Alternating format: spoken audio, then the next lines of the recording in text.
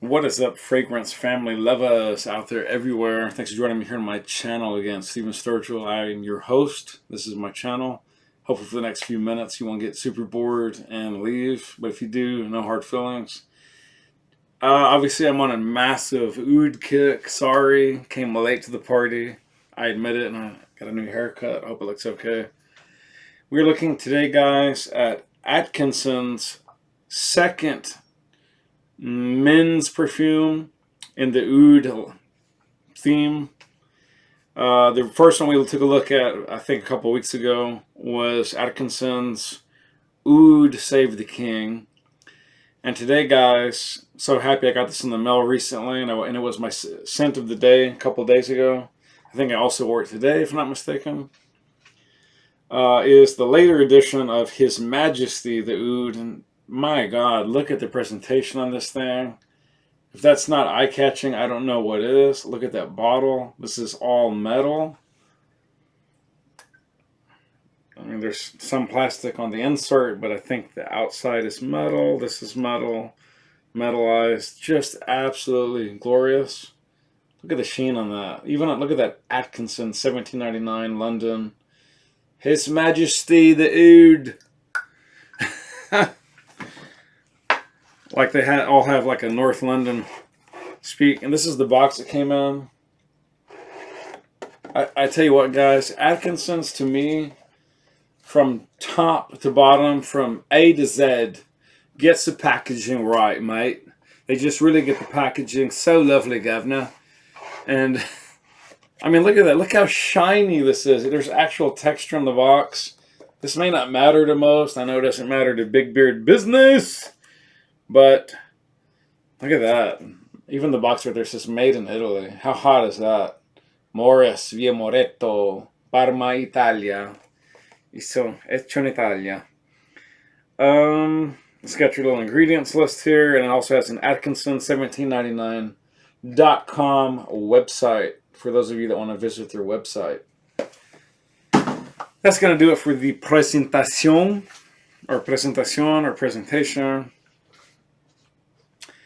What can we say about this? This is not a flanker, guys. I hesitate to call this a flanker. It's not like the original one was like Dior Pour Homme, and this is Dior Pour Homme 2 Oud Edition. They're both unique oud fragrances, but they are indeed very, very similar. Very similar. The DNA is extremely evident. The overall signature scent, I can't get comfortable in this chair, is very similar. Now, if I recall, I think it was Amandine was the nose that did the first Oud Save the King 2013. What was her full name? I think I mentioned it in that episode. I think I had it queued right here. Yes, that was Amandine Clerc Marie of the great not house, but super powerhouse company, Firmenich of, is it Sweden or Switzerland? Probably Switzerland. Yeah, most likely Switzerland. Amandine Clerc Marie. Now, I'm not 100% sure that Amandine worked on this His Majesty the Oud, but probably she did. I'm not for sure. It doesn't list it as such, but probably she did. I'm not going to list too much of what she's done. I think I already iterated that in the previous episode, but just very, very briefly, she's done some Angel Schlesser, she's done some Bottega Veneta, some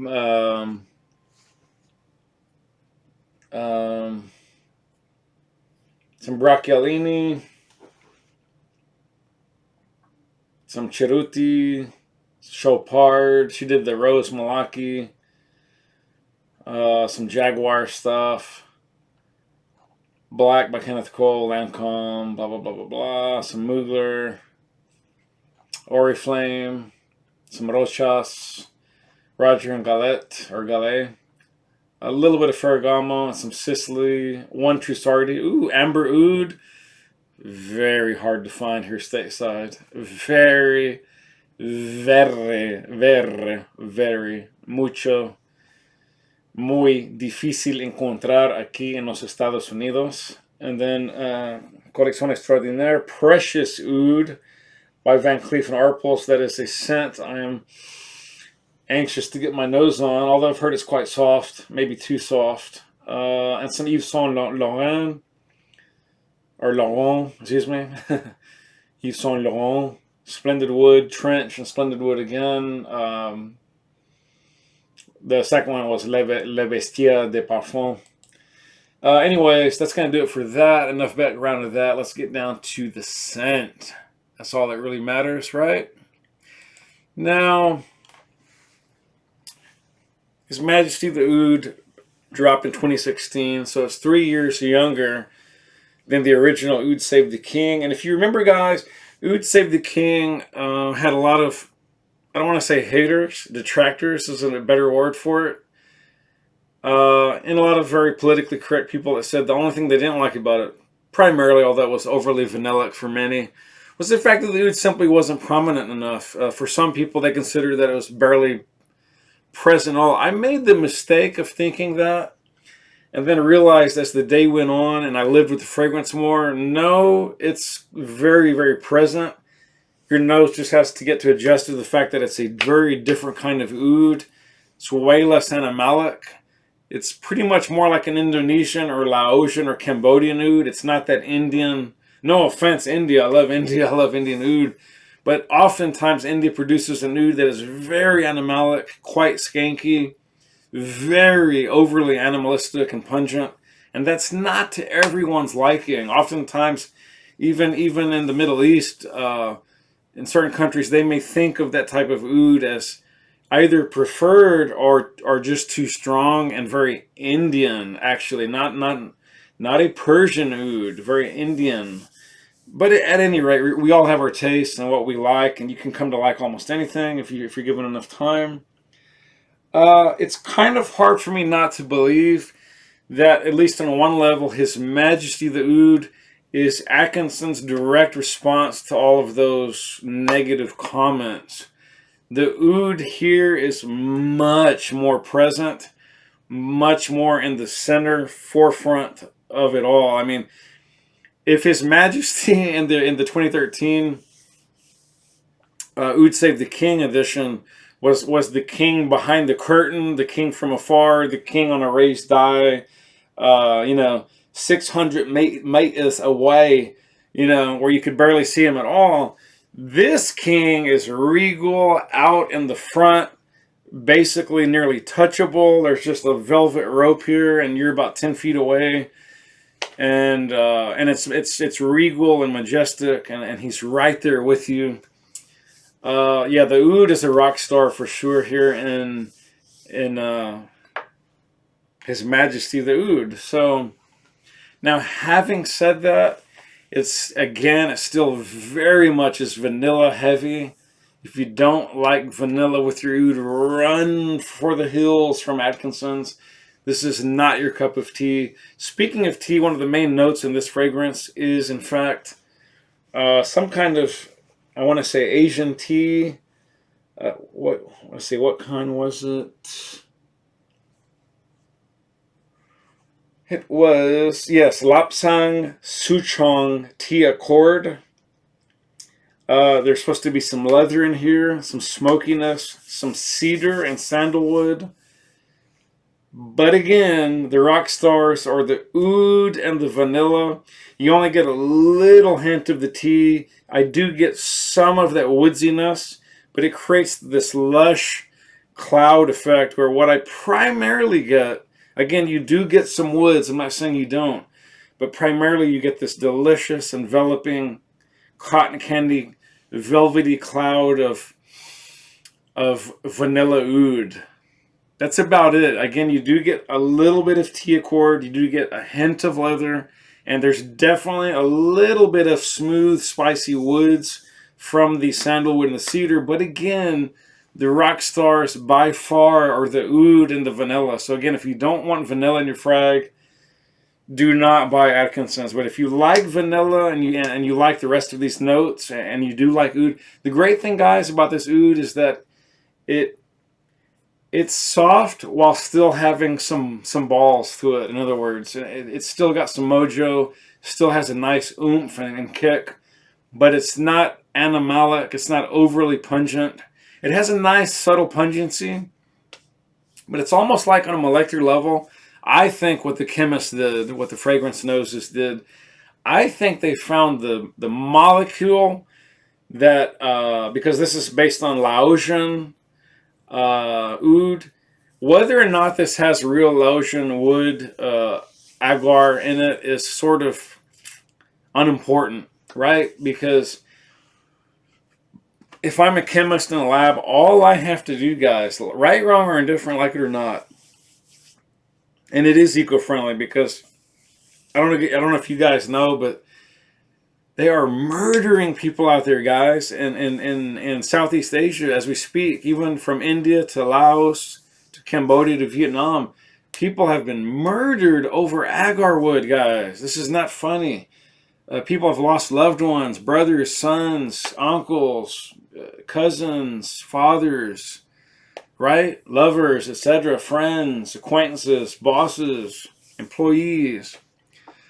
Because over there, guys, it's getting so cray-cray that agar wood, the best kind, is literally, put this in your think bank, up to 40 times the value of solid gold. That's crazy. That's cray-cray. And I don't know if you guys know, but the way that agar oud is created, it's literally, right? It's when elements of the tree are going bad. I don't know why I grab my arm as if I'm a tree, but you know, picture the branch, right?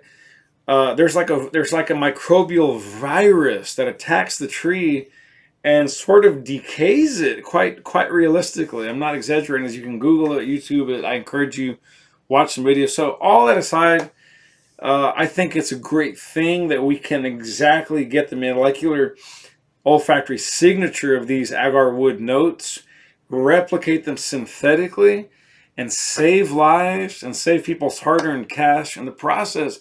There's nothing wrong with synthetics. There's nothing wrong. Many of them, I promise you, cost way, way, way more than the best natural ingredients. I mean, hundreds of dollars more per ounce, per like milligram or whatever you want to call it. There's no comparison. So, having said that, those are not going to be used in your typical drugstore frags, obviously. Anything that costs 20 to 40 a bottle ain't going to have the top dollar stuff, period. This is really good stuff. This is fairly top dollar. You're getting all of your money's worth. Beautiful boxing. Beautiful presentation from top to bottom. I think, guys, Atkinson's to me is sort of where Jaguar is right now. And you can thank Tata Steel for that, along with the current cadre of British heads of Jaguar, because Jaguar, they're doing it right now. They're giving you beautiful packaging, beautiful design.